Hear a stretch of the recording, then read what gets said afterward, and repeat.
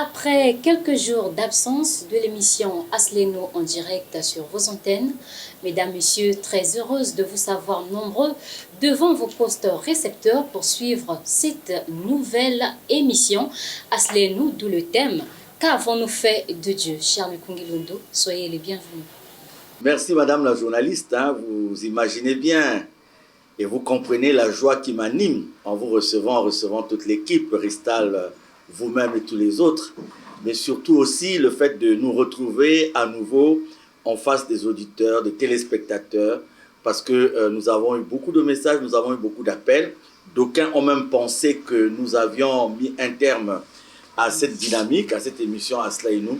Et c'est par la grâce de Dieu, je voudrais vous le dire, parce qu'il faut remercier notre Seigneur et notre Dieu. Sans lui, nous ne sommes pas capables de faire ce que nous faisons.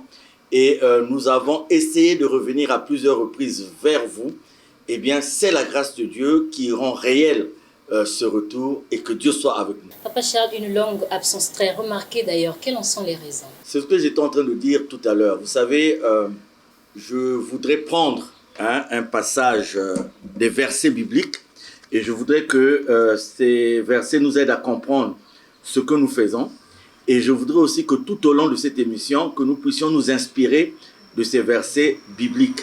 Alors, je voudrais comme passage d'encadrement au cours de cette émission, lire dans 1 Timothée 3, du verset 1 au verset 5. « Sache que dans les derniers jours », donc c'est l'apôtre Paul qui s'adresse à Timothée, « Sache que dans les derniers jours, il y aura des temps difficiles, car les hommes seront égoïstes, amis de l'argent, fanfarons, hautains, blasphémateurs, rebelles à leurs parents, ingrats, irréligieux, insensibles, déloyaux, calomniateurs, intempérants, cruels, ennemis des gens de bien, traîtres, emportés, enflés d'orgueil, aimant le plaisir plus que Dieu, ayant l'apparence de la piété, mais réuniant ceux qui ont fait la force. Et l'apôtre Paul, pour terminer, donc à la fin du verset 5, dit à Timothée, éloigne-toi de ces hommes-là. Vous savez, ces versets bibliques me sont revenus à plusieurs reprises ces derniers temps. Et je me suis dit, en fait, l'homme conscient, l'homme qui prie, n'a plus à se poser des questions dans la mesure où ce que nous vivons est la description exacte de ce qui était prévu par Dieu. Vous allez vous rendre compte aujourd'hui que toute tentative de vérité dans la spiritualité, toute tentative, tout effort, tout au moins de rétablir la vérité de Dieu, de proclamer la vérité de Dieu, de prôner la volonté de Dieu, trouve en face l'animosité, trouve en face la tribulation, trouve en face la persécution. Je veux vous dire que ne peuvent être à l'aise aujourd'hui de ceux qui prétendent parler au nom de Dieu, de ceux qui prétendent faire la volonté de Dieu, ne peuvent être à l'aise que ceux qui ont fait des compromis avec le monde, ne peuvent être à l'aise que ceux qui peut-être utilisent le nom de Dieu à tort, parce qu'aujourd'hui, la société s'est comme levée contre tout ce qui est moral, comme tout ce qui est vérité de Dieu. Et donc, il n'est pas étonnant que comme Christ l'a subi lui-même, il n'est pas étonnant aujourd'hui que quand vous prenez la vérité, eh bien, vous vous retrouvez en face de beaucoup de choses. Et ça a été le cas pour Asleno, qui a dû se retrouver devant beaucoup d'incompréhension. Et donc, il a fallu prendre le temps de digérer tout ça. Il a fallu prendre le temps de repartir vers Dieu. Et ce qui est curieux, c'est que l'opprobre jeté sur Asla et nous n'a pas été le fait des gens qui ne prient pas.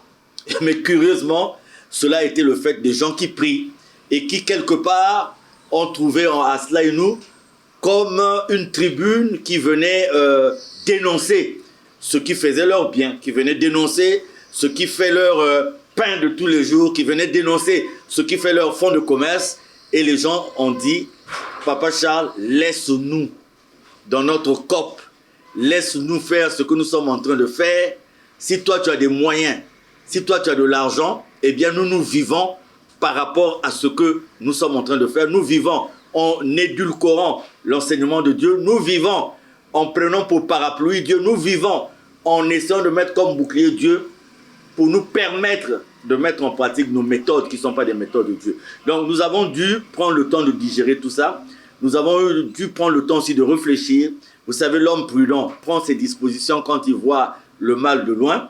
Et nous trouvons qu'aujourd'hui, nous étions entre cette volonté des hommes de la terre et ce poids qui pesait un peu sur nos épaules et la nécessité de continuer à prôner la vérité de Dieu. Donc, pour être sûr d'être dans toutes les précautions, d'être dans toutes les sécurités, d'être dans la volonté de Dieu, il fallait se rapprocher de Dieu. Et c'est ce temps-là qui a été constaté par les uns et les autres, ce temps de repos pour Asla et nous. Et nous revenons avec cette force, cette conviction supplémentaire de continuer à parler au nom de Dieu, puisque le maître de la vie, c'est Dieu, et puisque les temps sont sous la maîtrise de Dieu lui-même. Merci beaucoup pour votre réponse, Papa Charles. Actuellement, beaucoup de gens se posent la question de plus en plus sur l'existence réelle de Dieu. J'ai eu un débat, j'ai pris un moyen en commun, et donc il m'a mené d'une localité à une autre, près de 3 heures de route, et nous avons eu 2 ou 3 arrêts, mais déjà dans le moyen en commun, nous avons eu des échanges avec des frères, des sœurs, et j'ai été interpellé par la question d'une maman qui m'a dit, Papa Charles, le constat est que nous sommes nombreux à fréquenter les églises, nous sommes nombreux à fréquenter les lieux de prière, mais le mal prend de plus en plus de l'ampleur dans notre société. Que peut-on dire? Dieu n'existe-t-il plus? Dieu existe et ce sont donc les hommes que nous sommes qui prenons son nom à tort, qui utilisons son nom à tort parce que nos cœurs, s'ils étaient alignés dans cette volonté de Dieu et que nos actions de tous les jours faisaient donc le rendu de l'amour que Dieu nous demande, le mal ne devait pas prendre autant d'ampleur dans notre société. Dieu existe. Il existe bel et bien. Pourquoi? Parce qu'aujourd'hui, la démonstration a été faite que quand bien même l'homme a cherché à atteindre ce qui est de Dieu, les limites imposées par Dieu qui jusqu'à présent font que l'homme ne peut pas se déclarer l'égal de Dieu, ces limites prouvent l'existence de Dieu. Il y a un fait aujourd'hui, la mort. S'il était donné aux hommes de la terre d'acheter la mort, il l'aurait fait. Parce qu'il y a des milliardaires, il y a des gens qui, à eux seuls, possèdent énormément de biens en termes de patrimoine, en termes d'espèces, en termes d'équipement, en termes de matériel. Il y a des gens qui ont aussi une puissance et un pouvoir qui peuvent être un objet de domination sur les autres. Et toutes ces personnes, si elles étaient vraiment dans la maîtrise de leur propre vie, devaient être capables d'acheter la mort. Parmi tant d'autres choses pour lesquelles Dieu nous démontre que l'homme ne sera jamais son égal, il y a la mort. Le riche meurt, le pauvre meurt, la belle personne meurt, la personne laide meurt, le démuni meurt, et la destination, quelle que soit l'ampleur de la cérémonie, quelle que soit la portée de la cérémonie qui peut être organisée, la destination demeure la même. Donc la mort fait partie de ces grandes choses pour lesquelles Dieu dit, l'homme de la terre, tu peux faire tout ce que tu veux. Tu peux faire du mal aux autres. Tu peux exploiter des autres.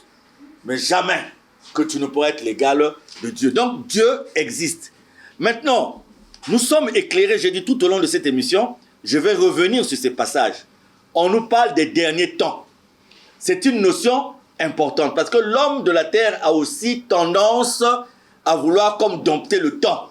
dire qu'il a la maîtrise du temps, dire qu'il y a ceci, dire qu'il y a cela. Mais Dieu nous dit aujourd'hui que dans les derniers temps, il y aura des temps difficiles.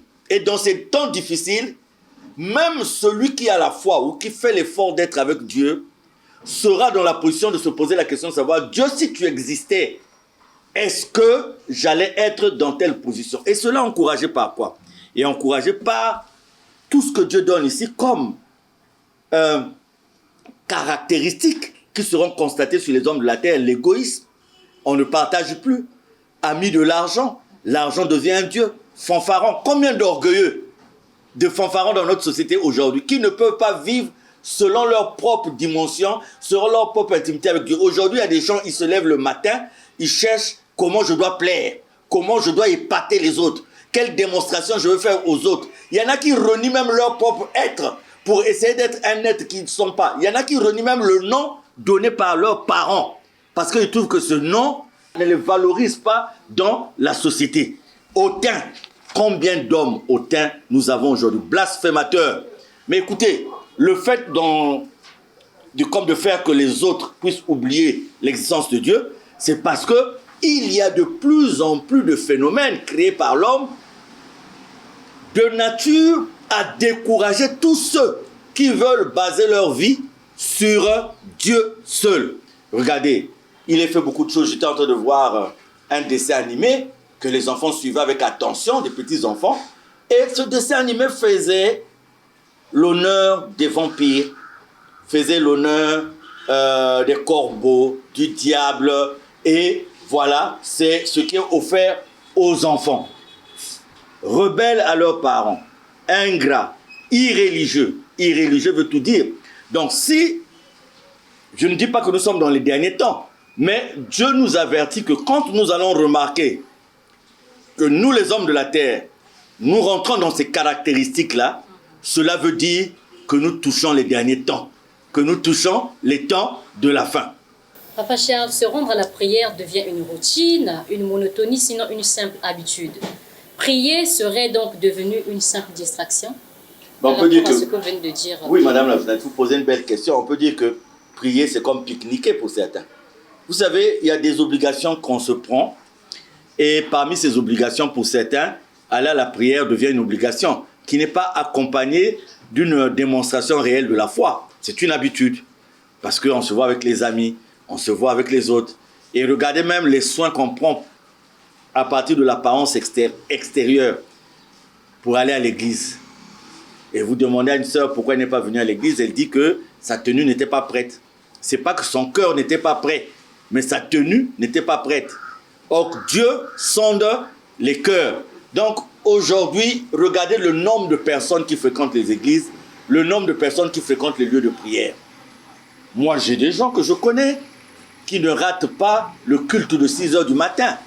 Mais dans leur vie de tous les jours, ils ne ratent pas une seule occasion de faire du mal aux autres, d'arnaquer les autres, de corrompre, d'être corrompu, de prendre des décisions contraires à l'équité, des décisions contraires à la justice. Mais tous ces gens fréquentent les églises. Donc, on est à même de se poser la question. Parce que quand certains disent ou prétendent qu'on peut être avec Dieu et être avec autre chose, écoutez, le décalogue est là pour nous rappeler que la jalousie de Dieu nous dit qu'il n'y a que Dieu qu'on doit aimer par-dessus tout et personne d'autre. Donc on se pose la question de savoir aujourd'hui, est-ce que l'Église contribue réellement à valoriser le nom de Dieu? Est-ce que l'Église contribue réellement à faire asseoir la crainte de Dieu dans les cœurs des uns et des autres? Qu'est-ce qui motive les gens au niveau de l'Église, et particulièrement les dirigeants des églises? Qu'est-ce qui les motive? Est-ce que c'est leur aise? Est-ce que c'est la proportion à vouloir gagner, à vouloir consommer? Si c'est ça, nous aurons des églises nominatives où les gens viendront pour passer un temps. On aura eu l'impression de glorifier, on aura eu l'impression de louer Dieu, mais sur le plan pratique, regardez même, l'église aujourd'hui devient le lieu le plus divisé. Vous allez me dire que l'histoire de Dieu, c'est une histoire de conflit et tout. Mais écoutez, aujourd'hui même dans l'église, les gens se retrouvent maintenant par connaissance. Parce que vous êtes d'un même rang social et vous ne pouvez pas vous associer avec ceux qui sont d'un rang social inférieur. Et vous trouvez même certains dirigeants des églises qui accordent beaucoup plus d'importance à des gens qui sont fortunés, à des gens qui ont une position sociale. Un dirigeant d'église ne rendra pas visite à une pauvre maman, une pauvre sœur qui est perdue dans un quartier reculé quelque part. Mais dès qu'il aura un appel d'un frère fortuné, d'une sœur qui a beaucoup d'argent, eh bien, il s'en ira avec rapidité parce qu'il sait qu'à l'appui, il reviendra avec une enveloppe. Donc, on est à même de se poser, et c'est légitime, la question de savoir, les églises aujourd'hui, les lieux de prière, est-ce que nous y allons franchement pour rencontrer Dieu? Je ne dis pas, et je voudrais le repréciser, qu'il n'y a pas de gens qui vont à l'église à la recherche de Dieu. Je ne dis pas qu'il y a des gens qui ne font pas cet effort-là. Mais le poids de l'église, s'il n'y a pas une communion ferme avec Dieu, le poids de l'église peut nous détourner de la volonté réelle de Dieu. On a de plus en plus l'impression qu'aujourd'hui que seule la honte nous empêche de montrer nos vrais dieux. L'argent, le pouvoir principalement, vrai ou faux? Nous avons assisté une famille et nous nous sommes retrouvés avec des parents et j'ai retrouvé un cadet à moi. Il était bardé de chapelets, de médailles qui montraient de façon claire son appartenance à une maison mystique. Et c'est quelqu'un qui priait, nous étions ensemble à la prière et tout. Et je lui dis, mais mon ami, tu as cessé de prier ou quoi? Il me dit, non, non, non, je prie. Je prie simplement, je n'ai pas le temps. J'ai poursuivi un peu la réflexion un peu loin. J'ai dit, mais mon cher frère, bon, ce que tu portes là, c'est des choses que nous aussi nous avons portées de par le passé. Mais je crois qu'il y a une contradiction flagrante entre ton appartenance à cette maison et Dieu. Il me dit, oui, je suis au courant, mais c'est là, j'ai fait mon choix. Donc, je suis là. Je dis, mais non, il faut donc dire ouvertement que tu n'es pas avec Dieu en ce moment. Il me dit, mais comme tu l'as compris, comme tu le dis. Donc, j'ai apprécié, bien que la franchise est venue un peu en retard, mais j'ai apprécié cette façon de parler. Mais il y a des gens aujourd'hui, le poids de la société a fait qu'ils semblent trouver qu'avec Dieu, ils n'ont pas de solution. Et dans un système de parrainage, ils se sont alliés à d'autres personnes qui les ont fait rentrer dans d'autres entités qui ne répondent pas à la volonté de Dieu, qui sont contraires à ce que Dieu demande, parce qu'il y avait la rapidité d'avoir le travail, il y avait la rapidité d'avoir le boulot, il y avait la rapidité d'améliorer les degrés dans les relations sociales. Ils sont allés. Maintenant, comme ils sont dans les quartiers où les gens les connaissent depuis le début, ils ont été dans des lieux de prière où on les connaît. Ils se disent, on va continuer à y aller, on va continuer à fréquenter ces lieux de prière, on va continuer à fréquenter ces églises parce que nous ne voulons pas qu'on soit au courant de ce que nous sommes devenus entre-temps. Et vous avez des gens dans les églises, dans les lieux de prière, mais leur cœur n'y est pas, comme on se le disait tout à l'heure, et ces gens appartiennent à d'autres entités. La honte, oui, parce qu'on a honte de dire, je ne prie plus. En fait, je ne crois plus en Dieu. Parce que le monde est tellement bon, est tellement sucré que son sucre m'a gagné et j'ai préféré aller là où je préfère gagner rapidement. La honte aujourd'hui fait que, quand bien même nous nous rendons compte de la vérité de Dieu, quand bien même la réalité se présente à nous, mais la honte par rapport aux autres, la honte par rapport à ce qu'on est, vous voyez, là, quand nous voyons tous ces, voilà, insensibles, intempérants, irréligieux, déloyaux. Franchement, je voudrais au cours de cette émission, par rapport au temps que nous traversons, par rapport à ce que nous vivons, je voudrais interpeller tout le monde sur la lecture de ces passages bibliques, de ces versets bibliques dans 1 Timothée 3, de 1 à 5. Nous allons retrouver le véritable visage de la société dans laquelle nous vivons aujourd'hui. Et je ne dis pas que vous et nous, madame la journaliste, nous sommes hors de cette société. Nous sommes aussi concernés. Nous pouvons nous retrouver aussi dans une ou plusieurs caractéristiques ici. Hein? Très franchement, j'aime cette phrase. Aimons le plaisir plus que Dieu. Aimons le plaisir plus que Dieu. Ayons l'apparence de la piété, mais renions ce qui en fait la force. Donc, vous voyez, peu de gens acceptent de souffrir aujourd'hui dans le travail de Dieu, dans le ministère, dans la vocation, dans le sacerdoce. Peu de personnes... Moi, j'ai suivi un éminent prédicateur, sinon homme de Dieu, d'un pays voisin, la RDC, qui lui-même était en train d'avouer que, en fait, prier devient il a utilisé le mot COP. COP qui dans notre langage courant veut dire c'est quelque chose qu'on essaie de mettre en place pour se faire un peu de l'argent, pour gagner quelque chose. Hein? Franchement, au moment où on commence à acheter des prières à $100, acheter des prières à $1000, à demander, on est tombé très bas. Et on rejoint ce qui est dit ici. Voilà, madame la journaliste, c'est dommage, mais c'est le visage de l'Église aujourd'hui. Merci beaucoup. Le thème de ce soir, qu'avons-nous fait de Dieu? Qu'est-ce que ça vous inspire? Qu'avons-nous fait de Dieu? Parce qu'on parle de Dieu partout. Moi, je préfère la situation des pharisiens, des sadducéens et autres qui ouvertement avaient renié Jésus. Ils ont dit, on ne le reconnaît pas. Et pire, vous savez ce qui s'est passé? Ils l'ont amené auprès de l'autorité romaine qui l'a condamné et il est allé à Golgotha. Je préfère ça. Que nous autres aujourd'hui, qui prétendons accepter ce Jésus, mais qui ne faisons rien de ce qui nous identifie à ce Jésus-là. C'est ça. Écoutez, madame la journaliste, quel est l'homme de Dieu, entre guillemets, qui va me prouver aujourd'hui que, parce que les gens disent non, si Jésus n'avait pas de yacht privé, si Jésus n'avait pas de jet privé, si Jésus n'avait, c'est parce qu'il n'y avait pas ces moyens-là à l'époque. Non, très franchement. Écoutez, quel message nous sommes en train de donner là? Nous nous identifions comment à Jésus? Qu'avons-nous fait de Dieu aujourd'hui? Mes frères, mes sœurs, qu'avons-nous fait de Dieu? Au moment où la société a de plus en plus besoin de la morale. La société a de plus en plus besoin d'une moralisation réelle de sa vie. La société a de plus en plus besoin d'un partage, de l'amour. Parce que la misère, la précarité règne. Et nous voyons des gens qui ont pour seul objectif s'enrichir au nom de Dieu. Des gens qui ont pour seul objectif s'accumuler des biens au nom de Dieu. Qu'avons-nous fait de Dieu? Quand nous fréquentons les églises, nous prétendons louer Dieu, nous prétendons glorifier Dieu. Mais là où nous vivons, nous faisons du mal aux autres. Là où nous travaillons, nous faisons du mal aux autres. Nous supportons même ceux qui autour de nous font du mal aux autres. Qu'avons-nous fait de Dieu?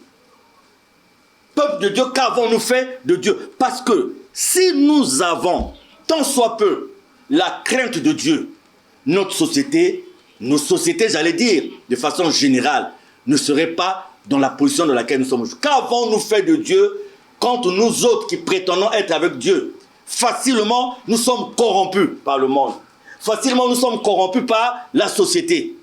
Qu'avons-nous fait de Dieu quand nous avons peur de donner le message de Dieu qui nous demande de nous tenir la main dans la main, qui nous demande d'être dans la fraternité, qui nous demande de mettre des bases d'une vie réellement communautaire. Qu'avons-nous fait de Dieu aujourd'hui quand nous empêchons les autres d'être en intimité réelle avec Dieu? Parce qu'aujourd'hui, il y a des hommes de Dieu qui ont dit on ne peut pas voir Dieu sans passer par eux. On ne peut pas parler à Dieu sans passer par eux. Où nous avons nous-mêmes pris la place de Dieu et nous avons mis Dieu. Qu'avons-nous fait de Dieu quand la crainte de Dieu n'existe plus et qu'il n'y a plus de différence entre ceux qui prient et ceux qui ne prient pas? Qu'avons-nous fait de Dieu? C'est la grande question que les uns et les autres devaient se poser aujourd'hui. Avez-vous l'impression que les dirigeants des églises que vous êtes, vous mentez au peuple de Dieu? Moi, je ne le dis pas. Si je le dis aujourd'hui, je tiens à rapporter ce qui se dit. Écoutez, allez sur l'Internet, vous allez voir. Combien de scandales aujourd'hui dans les milieux de prière? Combien de scandales? Combien de dérives? S'il faut parler en termes de dérives. Mais moi, je dis, le seul thermomètre, c'est de mettre Jésus en face de nous. Et de comparer si ce que nous faisons répond, j'appelle ça s'identifier à Jésus. Vous avez maintenant des hommes d'affaires milliardaires, des pasteurs milliardaires, des hommes de Dieu milliardaires. Mais milliardaire veut dire quoi? Que vous avez accumulé de l'argent et que vous avez fait l'effort d'accumuler de l'argent. Mais allez identifier-vous à Jésus et vous allez trouver que la vie de Jésus, ce n'était pas une vie d'épargne vaine, mais c'était une vie de partage, puisque même après, il nous a dit des disciples qu'ils prenaient tout ce qu'ils avaient et les mettaient en commun. On n'a pas dit qu'ils épargnaient pour leur propre bien, pour acheter des jeeps, pour acheter des Prado, pour acheter ceci. Oh, pasteur a commis bien, a téli. Donc, la caractéristique de reconnaissance de l'évolution d'un pasteur devant Dieu, au pasteur Ateli, à comme bien Sombi Jeep. Voilà. Il faut s'identifier à ça. Et les pasteurs, les hommes de Dieu deviennent des amis des hommes politiques. Ce qui n'est pas faux, parce que les hommes politiques, ce sont nos frères. Mais quelque part, quand l'homme de Dieu est empêché de parler de la vérité de Dieu, parce qu'il préfère en priorité mettre devant le gain, parce qu'il s'est dit que s'il prêche la vérité à tout bout de champ, il ne pourra plus avoir les faveurs de telle personne. Il ne pourra plus avoir le partage de telle personne. Il a fait le choix de faire la volonté des hommes au détriment de la volonté de Dieu. Et c'est ce qui est dommage dans l'église d'aujourd'hui. Je disais, il était mieux pour les pharisiens. Moi, je dis, les pharisiens sont sortis, ils n'ont pas reconnu Dieu. Ils ont fait ce qu'il fallait faire à Jésus. Mais nous avons pris le nom de Jésus, on fait semblant d'accepter. On fait semblant de parler en son nom. On fait semblant d'agir en son nom. Mais la réalité, et ça c'est plus grave, parce qu'on donne l'impression aux gens que c'est Jésus. Dans quelle pratique sommes-nous? Point d'interrogation. Merci beaucoup, Papa Charles. Une autre question. Un homme de Dieu surpris avec une chaîne. Pourquoi de telles pratiques? Mais ça, c'est pas un mensonge. Hein? Ça s'est passé réellement. Je suis en train de chercher le nom français qui parle des rapports entre les humains et les animaux. Bon. C'est des pratiques. Nous avons ici le pasteur Ndounyama à l'époque. J'espère qu'il se porte bien, mon très cher frère et ami. Nous savons que beaucoup d'entre nous sont enclins pour des problèmes de domination, d'aller consulter, d'aller même faire des contrats avec le diable. Et on vous dit, il faut aller avoir des relations sexuelles avec une folle, avec un fou, avec une chienne. Et c'est le cas de ce monsieur qui a été attrapé, sinon en temps normal. Quelqu'un qui prétend être homme de Dieu. Qu'est-ce qui l'a conduit à aller avoir des relations contre nature avec une chienne? Qu'est-ce qui ferait ça? Il n'était pas fou. Il a une constitution psychologique et psychique tout à fait normale. Mais ce sont des pratiques. Mais vous savez, quand vous mettez le nom de Dieu devant et que vous ne faites pas sa volonté, vous n'avez pas Dieu, vous êtes débranché vis-à-vis de Dieu. Maintenant, vous avez besoin de quelques grimaces pour épater ceux que vous dominez, ceux qui sont devant vous. Et ces grimaces, vous les avez où? Vous les avez en allant conclure des pactes avec le diable, qui vous donne quelques clés, quelques trucs, démonstrations. Et quand vous venez, vous le faites. Écoutez, c'est-à-dire, et le théâtre, en plus du théâtre que vous faites, en plus des montages que vous faites, il faut appuyer ça par ces pratiques. Et il n'est pas étonnant. Pardon? C'est pas un manque de vocation qui les font souvent. Ben non, c'est pas un manque de franchise. C'est pas un manque de vérité. Vous savez, il y a des gens qui commencent bien, avec une vocation qui est bien inspirée de Dieu. Mais ils ont maintenant le poids de la société sur eux et ils pensent qu'ils doivent mettre le nom de Dieu. Parce que chaque fois que chacun de nous commet l'erreur d'oublier que s'il arrive à évoluer de tel sens ou dans tel sens, c'est par la grâce de Dieu, c'est par la présence de Dieu. Quand la personne oublie ça et commence à se dire c'est moi, à un moment donné, Dieu vous lâche. Et quand Dieu vous lâche, vous sentez que vous n'avez plus les capacités de faire ce que vous étiez en train de faire. Et vous êtes convaincu que c'est parce que vous n'êtes plus aligné dans la volonté de Dieu. Alors qu'est-ce que vous faites? Vous allez dans l'anti-Dieu, c'est-à-dire vous allez maintenant demander à celui qui n'aime pas Dieu de vous aider à grimacer, à faire des petites choses qui vont épater des pauvres âmes, qui vont épater des pauvres esprits. C'est ça la réalité, malheureusement. Pourquoi ce peuple se laisse-t-il dominer aussi facilement, Papa Charles? Mon peuple meurt faute de connaissance. Ça, c'est dit de Dieu lui-même. Parce que les gens se disent, mais Papa Charles, pourquoi ces gens-là, bien qu'étant dans le faux, arrivent à entraîner autant de personnes? Mais ces personnes, est-ce que réellement elles cherchent Dieu? C'est ça la grande question. Est-ce qu'en réalité, ces personnes cherchent Dieu? Moi, j'ai l'habitude de dire aux gens, dernièrement, nous étions à Bouanta, à l'occasion des obsèques d'une sœur, et j'ai dit aux gens, si vous faites le constat, l'Église aujourd'hui est le milieu le plus divisé, parce que nous sommes divisés d'abord par de dénominations. Combien de dénominations nous n'avons pas dans les églises et qui font que si vous n'êtes pas protestant, si vous êtes protestant, vous n'écoutez pas le Zolo, si vous êtes le Zolo, vous n'écoutez pas les catholiques, si vous êtes catholique, vous n'écoutez pas le catholique orthodoxe, l'orthodoxe n'écoute pas le catholique romain, si vous êtes protestant, le baptiste n'écoute pas le presbytérien n'écoute pas le luthérien n'écoute pas le méthodiste, si vous êtes dans l'église de réveil, selon que vous êtes de l'assemblée des églises de réveil de Kimbatseke ou de l'assemblée des églises de réveil de Kintele et tout. Donc vous voyez, toutes ces dominations déjà sont comme des barrières qui font que les gens, donc voilà, le milieu le plus divisé. Dans ces proportions-là, Madame la journaliste, que peut-on réellement attendre de la vie communautaire, de la vérité, comme vous venez de dire tout à l'heure? Donc, quand je dis qu'avons-nous fait de Dieu, nous revenons avec Assaïno avec ce thème qui est très important. Parce que quelque part, nous faisons pitié devant Dieu. L'homme croit que il vivra éternellement, alors que l'éternité n'appartient qu'à Dieu. Donc je disais à Bwanta, je parlais de toutes ces choses. Et aujourd'hui, on en arrive au fait qu'il n'y a même plus une frontière en réalité entre ce qui est de Dieu et ce qui n'est pas de Dieu. Vous-même, vous avez dû me suivre. Je suis souvent surpris de voir la métamorphose de nos frères et sœurs quand il y a des événements mondains. Donc, vous vous posez même la question de savoir avec quelle rapidité les gens quittent la sobriété dans laquelle ils se trouvent pour se retrouver dans ces accoutrements d'une intensité démonstrative terrible.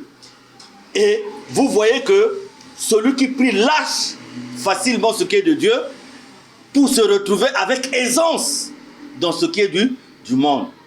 Et malheureusement, si ces phénomènes n'étaient peut-être pas accrus et visibles dans le passé, est-ce qu'on peut dire que les derniers jours dont parle l'apôtre Paul, les temps difficiles dont parle l'apôtre Paul, est-ce que nous ne sommes pas arrivés, nous n'avons pas atteint cette période?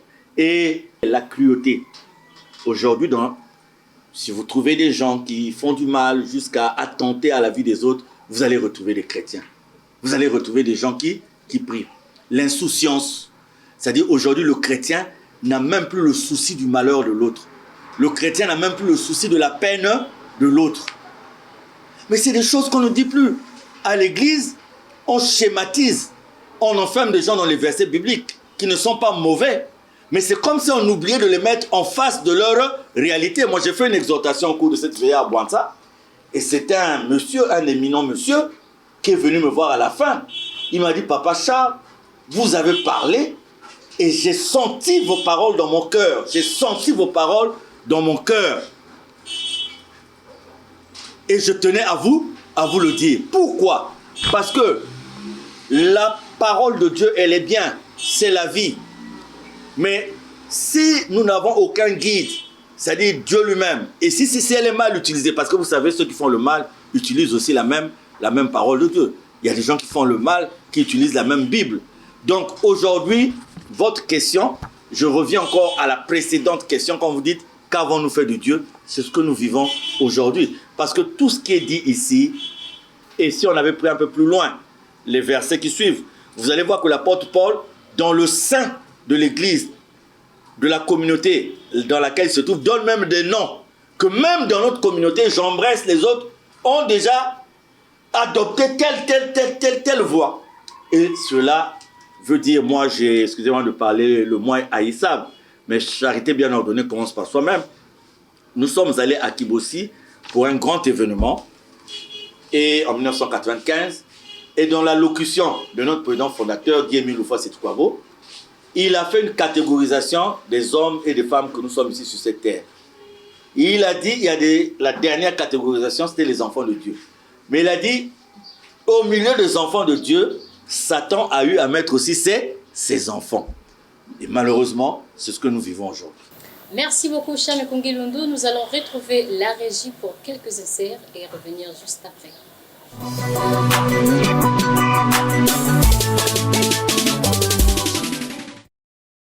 Vous êtes chrétien? Je suis chrétien. Aujourd'hui, on remarque que dans la majorité de ceux qui partent à l'église, ce sont ceux qui font plus du mal aux autres par rapport aux païens. Votre conception? Les grands sorciers se cachent derrière Christ. Ceux qui utilisent aussi des totems, ils utilisent aussi la Bible. Pas mal de pasteurs qui ont des totems, qui font l'amour ou bien des rapports sexuels avec des animaux. Parce que je l'ai déjà vu, donc on ne peut pas citer les noms. Mais de nos générations, quand ça se fait, c'est là où se trouve la sorcellerie. Na mikolo oyo eleki bakangaki pasteur moko Nambwa bazali kosala ba rapport sexuel. Est-ce que wana epé ezali na nzela ya Nzambe normal? C'est un bato musu bazui kombo ya ki pasteur ba lati mais en réalité ils sont pas des pasteurs. Parce que ce monde a déjà pasteur azo bimala mbwa. C'est kaza sous pasteur te. C'est que wana bo pese ko ba mutu musu l'autre ka titre qui pasteur mais en réalité il n'est pas pasteur. So bolande le bien mutu mo kana kisi ba obligé a bimala mbwa po bato ba ya kebele. Mais na lo bagelo ko mo ka quoi sert de gagner le monde et de perdre ton âme. Ça ce n'est pas un péché mais c'est une abomination. On a se rappeler que une fois on a taxi, on a deux personnes qui ont taxi dans la zone entre baba on non faut être dans la frontière. Mon tina un peu souhaitement bimina ça pour avoir cousin à l'église. Tu vois parce que bête me dérouté. Bête me respecter le principe c'est pour ça qu'on est là pas gagner mes quotas na kacha à l'église. Est-ce bakana bakale basika? Actu faux. Bako kabet ça la veille mais pourquoi actuellement il est salama? Bati kamabe parce que mokili eza lokola rond-point mabe ojo sala moninga un jour ekozongela yo ekokangela pe royaume de cieux.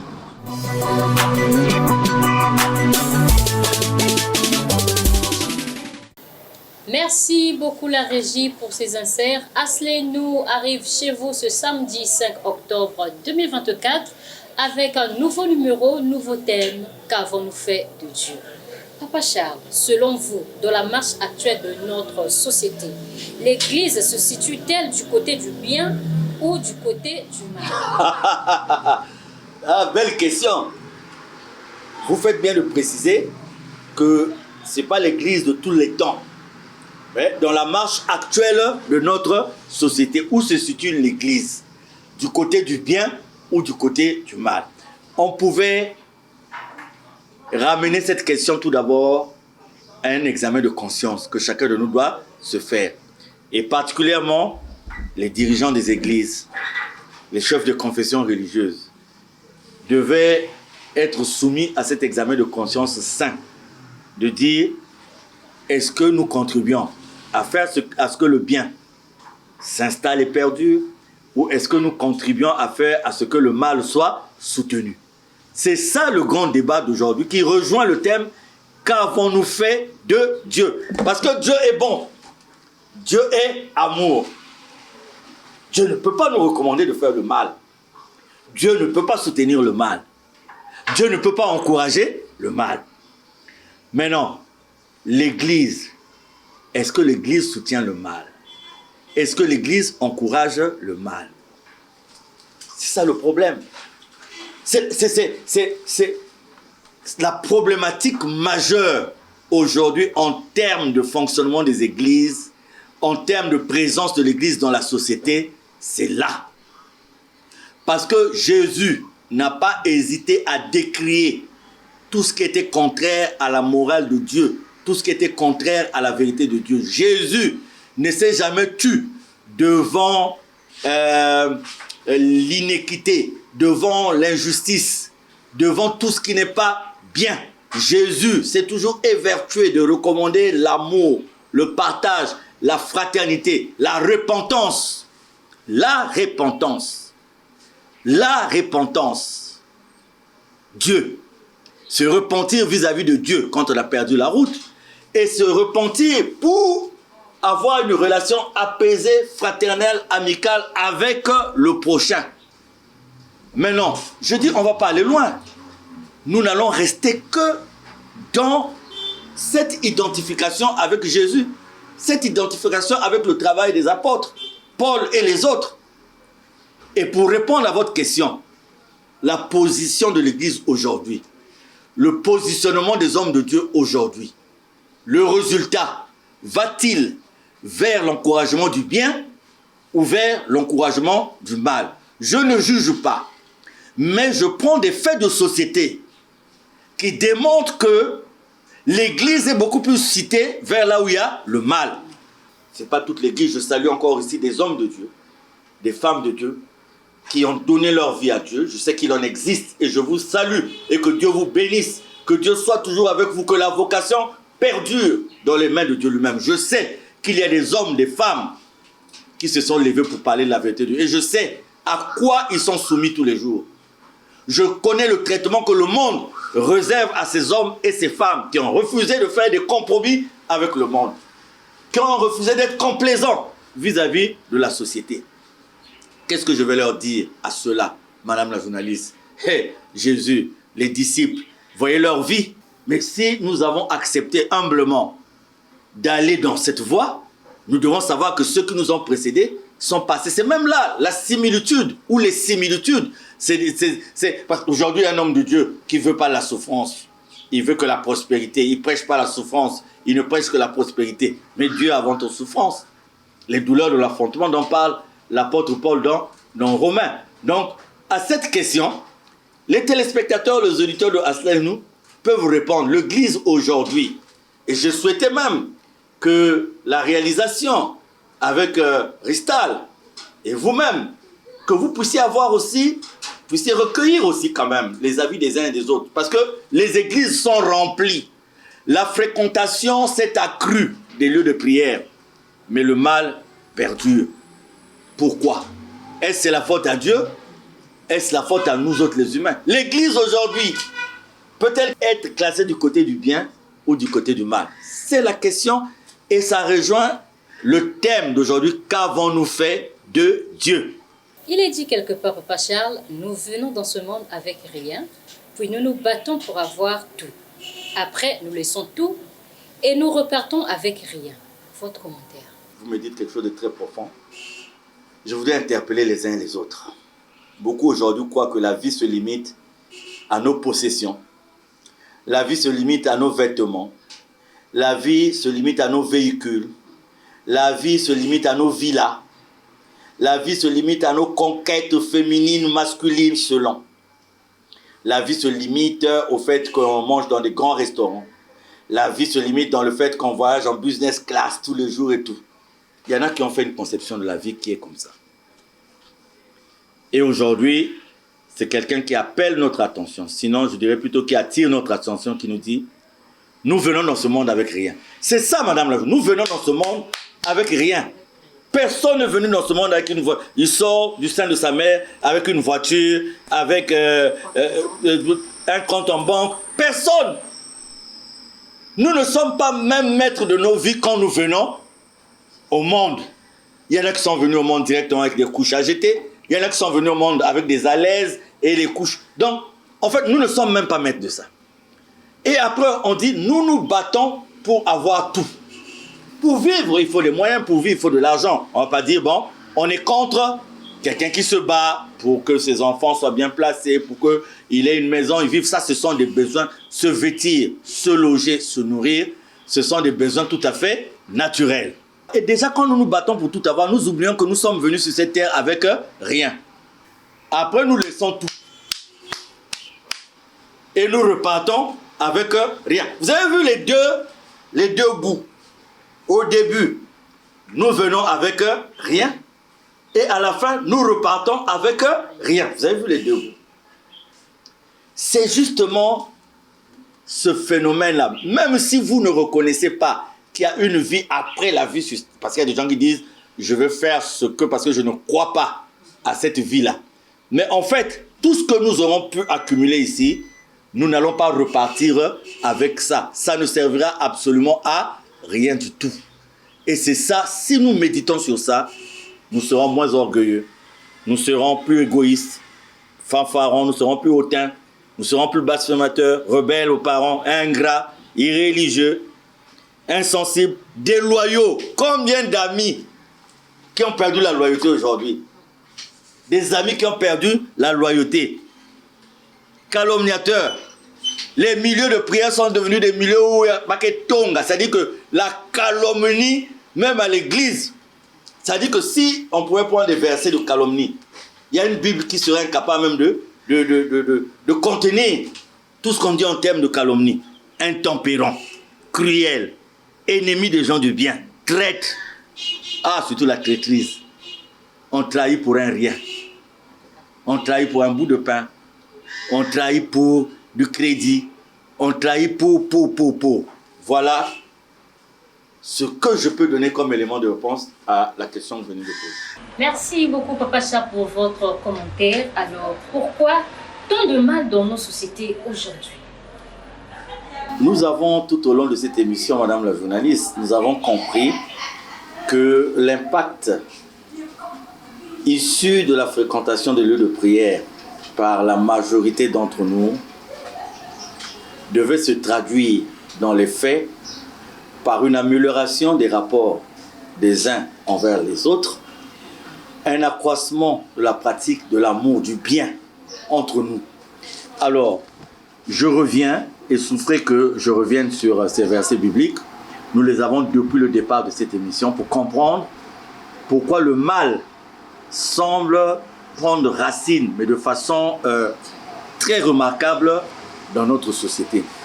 Et je voudrais ici appeler l'attention des uns et des autres sur le fait que chaque fois que nous voulons nous rendre dans un lieu de culte, dans un lieu de prière, nous devons nous poser la question de savoir qu'est-ce que Dieu attend de nous. Qu'est-ce que Dieu veut de nous? Et qu'est-ce que nous attendons de Dieu? C'est-à-dire, qu'est-ce que Dieu attend de nous? Qu'est-ce que Dieu veut de nous?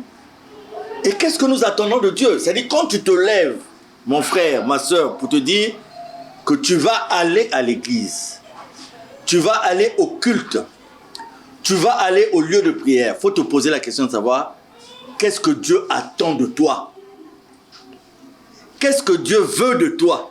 Et qu'est-ce que toi tu attends de Dieu? Parce que si nous voulons perpétrer le bien, encourager le bien, encourager l'amour de Dieu dans notre sein, il faut que, au lieu que nous allions dans ces trois questions adressées à Dieu, que nous cessions de poser la question dans le sens de je vais aller à l'église. Qu'est-ce que les autres attendent de moi? Qu'est-ce que j'attends des autres? Parce qu'on a l'impression que on ne va plus à l'église pour chercher la présence de Dieu. Mais on va à l'église pour rencontrer les uns, pour rencontrer les autres, pour montrer aux uns, pour montrer aux autres, pour parler aux uns, pour parler aux autres. Mais on a oublié que c'est Dieu qui est devant. Je vais à l'église aujourd'hui. Qu'est-ce que Dieu veut que je fasse? Comment Dieu veut que je sois? Dans quelle attitude dois-je être pour attendre ce que j'attends de Dieu? Qu'est-ce que j'attends en définitive de Dieu? C'est-à-dire c'est ce rapport avec Dieu qu'il faut améliorer. C'est ce rapport avec Dieu qu'il faut améliorer. Faute de quoi? Nous allons prendre tout le mal qu'il y a dans la société et nous allons déporter ce mal au niveau de l'Église. Pourquoi le mal aujourd'hui? Dieu le dit. Sache que dans les derniers jours, il y aura des temps difficiles. Donc, un chrétien aujourd'hui, s'il a la conviction qu'il fait des efforts d'être avec Dieu, qu'il fait des efforts pour être aligné, pour répondre à la volonté de Dieu, mais s'il trouve en face de lui de la tribulation, de la persécution, c'est qu'il vit les temps difficiles pour lesquels, et pendant lesquels Dieu dit, les hommes seront égoïstes si on décortique le mal, amis de l'argent, fanfarons, hautains, blasphémateurs, rebelles à leurs parents, ingrats, irréligieux, insensibles, déloyaux, calomniateurs, intempérants, cruels, ennemis des gens de bien, traîtres, emportés, enflés d'orgueil, aimant le plaisir plus que Dieu, ayant l'apparence de la piété, mais réuniant ce qui en fait la force. Quand vous avez tout ça, vous avez tout le menu du mal qui est présenté. Et malheureusement, dans ces caractéristiques, on nous retrouve, nous, les chrétiens. On nous retrouve, nous, qui devrions être ceux qui devaient démontrer le contraire de ce qui est dit ici. Alors, Dieu l'avait annoncé, et c'est ce que nous vivons aujourd'hui. Mais Dieu nous dit aussi comment nous sortir de cet état, de nous sortir de ces conditions pour vivre pleinement ce qu'il attend de nous. Pensez-vous qu'il y a comme un silence de Dieu devant tout ce théâtre, Pacha? Dieu n'est pas silencieux. C'est l'homme qui ne comprend pas Dieu. C'est l'homme qui refuse de comprendre Dieu. Je vous assure, et je le répète, vous avez tout à l'heure pris cette assertion développée par un internaute, que nous venons sur cette terre avec rien. Nous nous battons pour avoir tout. Mais après, nous laissons tout et nous repartons avec rien. Je reviens sur ça, madame la journaliste. Aujourd'hui, ce qui fait que on a l'impression que Dieu ne frappe pas. On a l'impression que Dieu ne dit rien. Alors que dans le passé, on nous a parlé du déluge. On nous a parlé de Sodome et Gomorrhe.